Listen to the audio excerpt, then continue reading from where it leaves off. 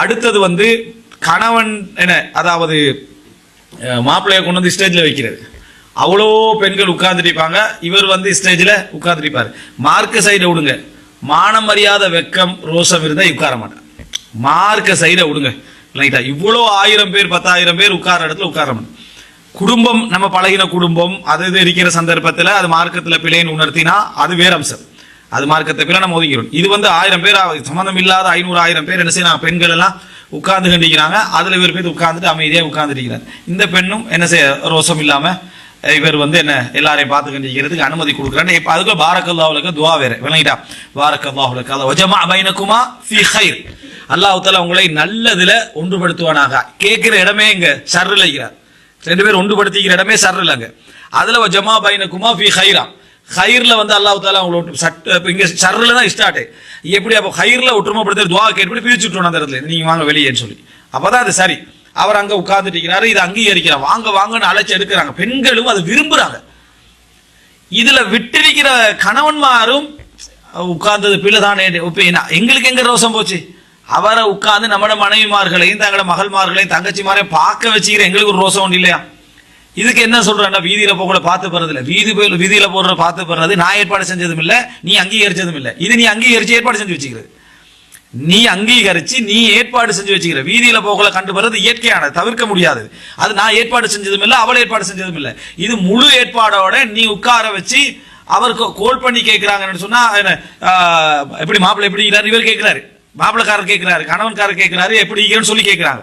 அப்ப இதெல்லாம் வந்து ஒரு படு மோசமான ஒரு சிச்சுவேஷன் அந்த இடத்துல நம்ம பார்க்கிறோம். அவரை உட்கார வச்சுக்கிட்டு விளங்கிட்டா இவங்க எல்லாம் பார்த்துக்கண்டு கதைகள் வேறு, அவரை பத்தியான 1000 கதைகள், அவரை பத்தியான 1000 பேச்சுக்கள், இப்படி 1000 கதைகள் அந்த இடத்துல நடக்குது. இதெல்லாமே என்ன, அதாவது மிக முக்கியமாக மார்க்கத்துக்கு முரணான அம்சங்கள் இடத்தை புரிஞ்சுக்கணும். இதோட இந்த தனியான கேமராமேனோட அதுக்குள்ள என்ன செஞ்சிருப்பாங்க, அந்த பெண்களுக்காக ஏற்பாடு செஞ்சிருப்பாங்க. அவர் நான் முஸ்லீமா பார்த்து ஏற்பாடு செய்யறாங்களா, முஸ்லீம் ஏற்பாடு செஞ்சா அவன் வந்து என்னத்தை யார் யாருக்கு தெரியுமன்றதுக்காக வேண்டி முஸ்லீம் அல்லாதவரா பார்த்து ஒரு ஏற்பாடு செஞ்சு அவரை என்ன, அதாவது வீடியோ எடுக்க விடுறது. வீடியோ எடுத்து இவர் சொல்ற இந்த செக்ஷனை கொஞ்சம் கிளியரா எடுங்க அப்படின்றது, இந்த காட்சியை கொஞ்சம் கிளியரா எடுங்க, என்ன ஃபேமிலி போகுது அதை கிளியரா எடுங்க, அவர் ஸ்டேஜ்ல நிற்கிற அதை கிளியரா எடுங்க, மாப்பிள்ளையோட குடும்பத்தை அப்படி கிளியரா எடுங்கன்றது. இது வேற. இதெல்லாம வீட்டுக்கு எல்லாரும் கையிலையும் மொபைல் இருக்குது.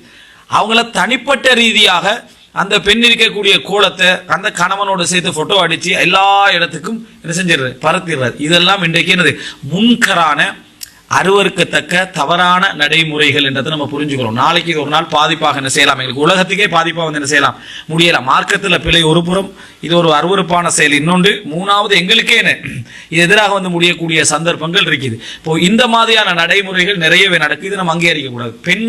பெண்கள் செக்ஷனுக்குள்ள இருக்கணும், ஆண்கள் பார்க்க முடியாத நிலைமையில் அவங்க இருக்கணும். அங்க சாப்பாடு பங்கிட போறதாக இருந்தாலும் அது பெண்ணாகத்தான் என்ன செய்யணும், அதுக்குள்ள இருக்கணும். அந்த ஏற்பாடு தான் நடக்கணும். ஆண்கள் இல்ல நம்ம ஒரு கிட்ட தூரத்துல தான் இருக்கிறாங்கன்னா எல்லாரும் அபாய போட்ட அமைப்புல இருக்கணும். அப்படி இல்ல அவங்க அலங்காரங்களோட அபாயம் இல்லாம தங்களோட சொந்த அலங்காரோட இருக்கணும். மார்க்கத்துல பிழையில ஒரு கல்யாண வீட்டுக்கு வந்துட்டு அபாயம் இல்லாம ஒரு தன்னை சொந்த அலங்காரங்களோடு மணப்பெண் அலங்காரத்தோடு இருக்கலாம். மணப்பெண்ணை அலங்கரிச்சு ஸ்டேஜ்ல வச்சு இவங்க அழகு பார்க்கறதுல மார்க்கத்துல எந்த பிழையுமே என்ன இல்லை.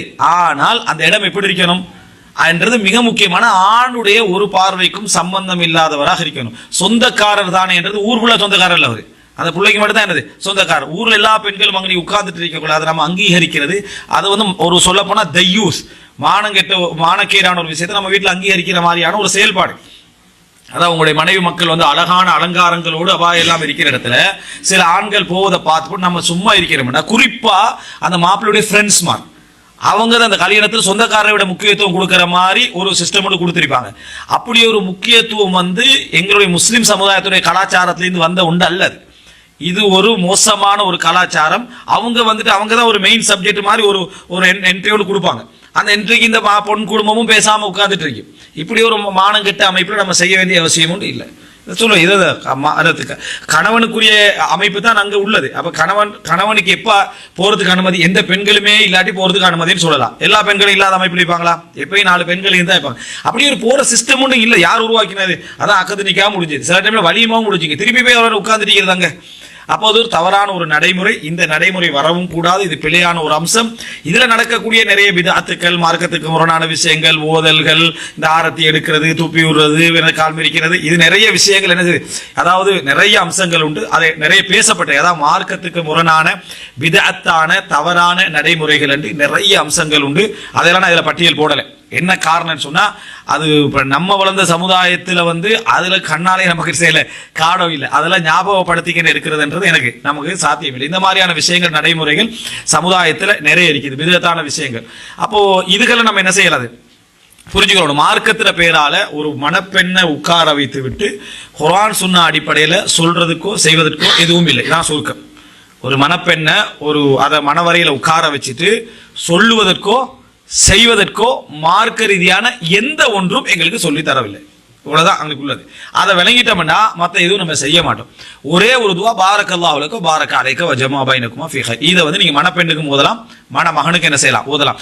இதை தவிர ஒரு காரியம் எங்களுக்கு குர்ஆன் சுன்னால செய்யுங்கன்னு என்ன செய்யல, சொல்லப்படவும் இல்லை. செய்ததாக வழிகாட்டலும் என்ன செய்யல, செய்யப்படல. எந்த ஒரு சுன்னத்தும் அந்த இடத்துல இல்லை. அதுல மார்க்கம் என்ற பேர்ல எது செஞ்சாலும் அது பிதஅத் தான். மார்க்கம் என்ற பேர்ல அந்த இடத்துல குர்ஆனை ஓதினாலும் சரி, தப்சீர் விளக்கம் செஞ்சாலும் சரி, விளங்கிட்டா அங்க உட்கார்ந்துகிட்டு இருந்தாலும் சரி, மத்த என்ன நடைமுறை செஞ்சாலும் எல்லாமே மார்க்கத்துக்கு முரணான என்பதை நம்ம புரிந்து கொள்ள வேண்டும்.